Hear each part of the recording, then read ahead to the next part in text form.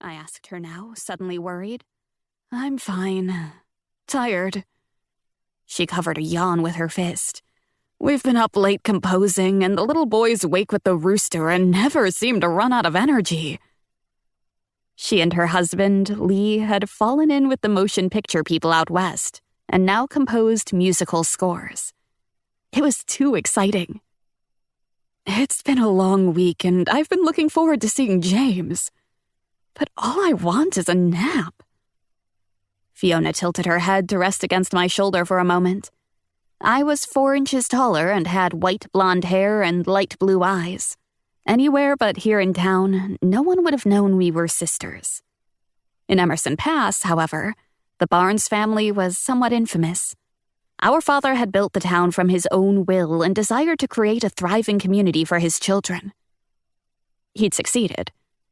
Now that he was older, he'd slowed down quite a bit, handing over a lot of his business to my brothers and brother-in-law. I can look after James for you, I said. Entertain him today, I mean. He'll like that very much. He's very fond of you. Also, I may have mentioned to him about your manuscript. He offered to take a look at it for you. I gulped, nervous just thinking about someone as esteemed as James looking at my work. We'll see. I think I may be having another baby, Fiona said casually, as if it were an afterthought. Hopefully only one this time. Really? Fiona, are you sure? Another baby? Before she knew it, she'd have 7 kids like our parents. I'm not entirely sure, so I'm keeping it to myself for now. Except for me? I smiled, pleased. She and my sister Cymbeline were close confidants. I was flattered to have been told such news first.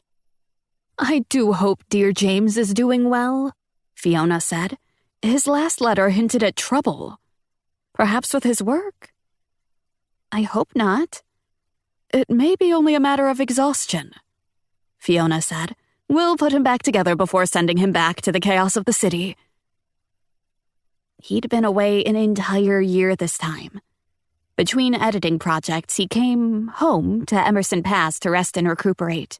He had several famous authors he worked with, and he'd confessed to me the summer before that they'd temporarily robbed him of his health and spirit. I had asked why, and he'd said they were difficult in various ways. One was a drunk, and James had to cajole him to finish projects. I couldn't even imagine it, but I knew James would not exaggerate. We were here for him, regardless. Whenever he needed to be buoyed or pampered, we were here like the cushions in our sofas, soft, reliable, and comforting. The first time I ever laid eyes on him, I thought I might faint dead away. I'm not exaggerating either. My legs had actually wobbled.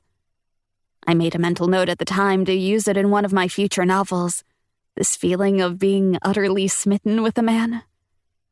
I'd never have thought it possible. I had always been more of the studious, quiet type, happy with my books and my paper and pen. My breath caught as the train came around the bend and chugged into the station, bringing the scent of oil and smoke. Steam rose in clouds around the engine as it squeaked to a stop. I searched the windows of the first-class car for James.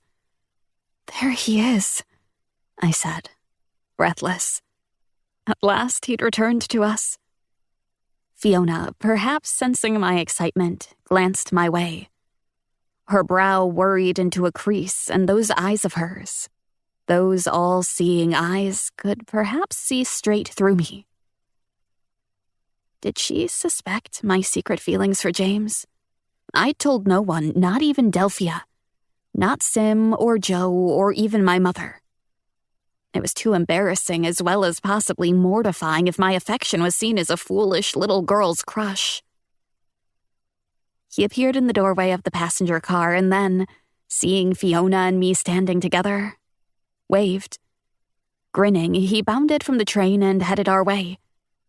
His smile, etched into my memory and my dreams at night, had the same effect it had the first time I ever met him.